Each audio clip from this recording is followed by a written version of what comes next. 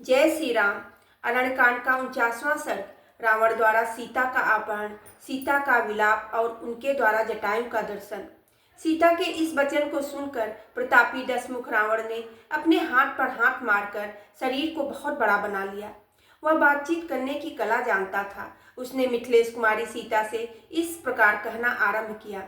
मेरी समझ में तुम पागल हो गई हो, इसलिए तुमने मेरे बल और पराक्रम की बातें अनसुनी कर दी है। अरे, मैं आकाश में खड़ा हो इन दोनों भुजाओं से ही सारी पृथ्वी को उठा ले जा सकता हूँ, समुद्र को पी जा सकता हूँ और युद्ध में स्थित हो मौत को भी मार सकता हूँ। काम तथा रूप से उन्मत्त रहने वाली नारी, यदि चाहूँ तो अपने तीखे बाणों से सूर्य को भी व्यथित कर दूं और इस भूतल को भी विदीर्ण कर डालूं। मैं इच्छानुसार रूप धारण करने में समर्थ हूँ। तुम मेरी ओर देखो। ऐसा कहते कहते क्रोध से भरे हुए रावण की आंखें, जिनके प्रांत भाग काले थे, जलती आग के समान लाल हो गई। कुबेर के छोटे भाई रावण ने तत्काल अपने सौम्य रूप को त्याग कर तीखा एवं काल के समान विकराल अपना स्वाभाविक रूप धारण कर लिया। उस समय श्रीमान रावण के सभी नेत्र लाल हो रहे थे।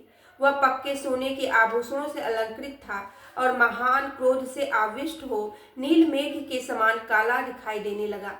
वह विशालकाय निशाचर परिव्राजक के उस छात्र वेश को त्याग कर 10 मुखों और 20 भुजाओं से संयुक्त हो गया। उस समय राक्षस राज रावण ने अपने सहज रूप को ग्रहण कर लिया और लाल रंग के वस्त्र पहनकर वह स्त्री रत्न सीता को की ओर देखता हुआ खड़ा हो गया। काले केस वाली मैथिली वस्त्राभूषणों से विभूषित हो सूर्य की प्रभा सी जान पड़ती थी।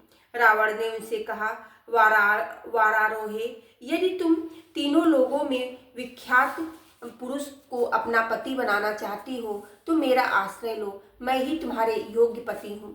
भद्रे, मुझे दीर्घ काल के लिए स्वीकार करो। मैं तुम्हारे लिए स्पृहणीय एवं प्रशंसनीय पति होऊंगा। तथा कभी तुम्हारे मन के प्रतिकूल कोई बर्ताव नहीं करूंगा। मनुष्य राम के विषय में जो तुम्हारा अनुराग है उसे त्याग दो और मुझसे स्नेह करो। अपने को पंडित मानने वाली मूढ़ नारी, जो राज्य से भ्रष्ट है, जिसका मनोरथ सफल नहीं हुआ तथा जिसकी आयु सीमित है, उस राम में किन गुणों के कारण तुम अनुरुक्त हो? जो एक स्त्री के कहने से सुहृदयों सहित सारे राज्य का त्याग करके इस हिंसक जंतुओं से सेवित वन में निवास करता है, उसकी बुद्धि कैसी खोटी है। वह सर्वथा मूढ़ है। जो प्रिय वचन सुनने के योग्य और सबसे प्रिय वचन बोलने वाली थी, उन मिथिलेश कुमारी सीता से ऐसा अप्रिय वचन कहकर काम से मोहित हुए उस अत्यंत दुष्टात्मा राक्षस रावण ने निकट जाकर माता के समान आदरणीय सीता को पकड़ लिया, मानो बुद्ध ने आकाश में अपनी माता रोहिणी को पकड़ने का दुस्साहस किया हो। अपने बाएं हाथ से कमल नयनी सीता के केसों सहित मस्तक को पकड़ा हो तथा दाहिनी हाथ उनकी दोनों जांघों को नीचे लगाकर उसके द्वारा उन्हें उठा लिया। उस समय तीखी डारों और विशाल भुजाओं से युक्त पर्वत शिखर के समान प्रतीत होने वाले उस काल के समान विकराल राक्षस को देखकर वन के समस्त देवता भयभीत होकर भाग गए। इतने में ही गधों से जुता हुआ और गधों के समान ही शब्द करने वाला रावण का वह विशाल सुवर्णमय माया निर्मित दिव्य रथ वहां दिखाई दिया। रथ के प्रकट होते ही जोर जोर से गर्जना करने वाले रावण ने कठोर वचनों द्वारा विदेह नंदिनी सीता को डांटा और पूर्वोक्त रूप से गोद में उठाकर तत्काल रथ में बैठा लिया। रावण के द्वारा पकड़ी जाने पर यशस्विनी सीता दुख से व्याकुल हो गई और वन में दूर गए हुए श्री रामचंद्र जी को हे राम कहकर जोर जोर से पुकारने लगी। सीता के मन में रावण की कामना नहीं थी। वे उसकी ओर से सर्वथा विरक्त थी और उसकी कैद से अपने को छुड़ाने के लिए चोट खाई हुई नागिन की तरह उस रथ पर छटपटा रही थी। उसी अवस्था में काम पीड़ित राक्षस उन्हें लेकर आकाश में उड़ चला। राक्षस राज जब सीता को हर कर आकाश मार्ग से ले जाने लगा, उस समय उनका चित्त भ्रमित हो उठा। वे पगली सी हो गई और दुख से आतुर होकर जोर जोर से विलाप करने लगी। हाँ महाभाव लक्ष्मण, तुम गुरुजनों के मन को प्रसन्न करने वाले हो। इस समय इच्छानुसार रूप धारण करने वाले राक्षस मुझे हल लिए जाता है, किंतु तुम्हें इसका पता नहीं है। हाँ रघुनंदन, अपने धर्म के लिए प्राणों का मोह, शरीर का सुख तथा राज्य वैभव सब कुछ छोड़ कर दिया है। यह राक्षस मुझे अधर्म पूर्वक हर लिए जा रहा है, परंतु आप नहीं देखते हैं। शत्रुओं को संताप देने वाले आर्यपुत्र, आप तो कुमार्ग पर चलने वाले उद्दंड पुरुषों को दंड देकर उन्हें राह पर लाने वाले हैं।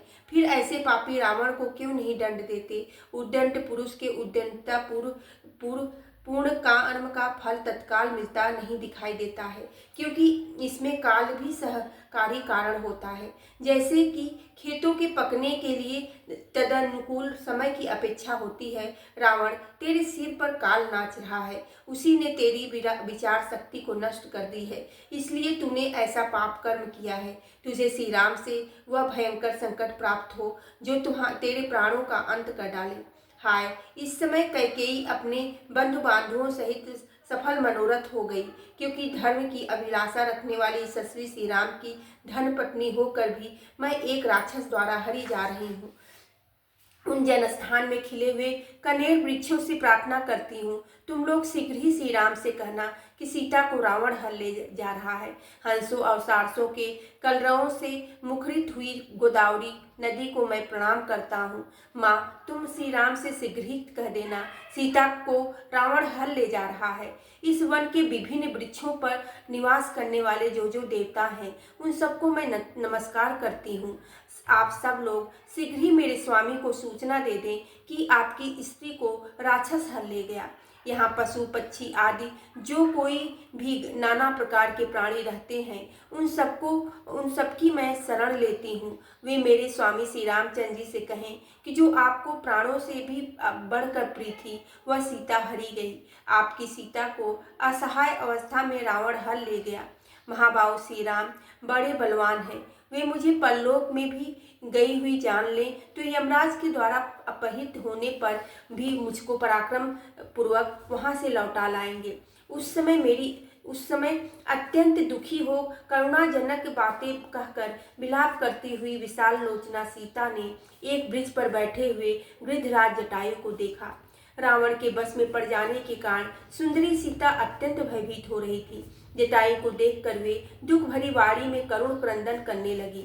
आर्या जटायु, देखिए यह पापाचारी राक्षस राज अनाथ की तरह भांति मुझे निर्दयापूर्वक हल लिए जा रहा है, परंतु आप इस क्रूर निशाचर को रोक नहीं सकते, क्योंकि यह बलवान है। अनेक युद्धों में विजय पाने के कारण इसका दुस्साहस बढ़ा हुआ है। इसके हाथ में हथियार है और इसके मन में दुष्टता भी भरी हुई है। आर्या जटायु, जिस प्रकार मेरा अपहरण हुआ है, यह सब समाचार आप श्री राम और लक्ष्मण से ज्यों का त्यों पूर्ण रूप से बता दीजिएगा। बोलो सियावेरी रामचंद्र की जय, पवन सुत हेनु माने की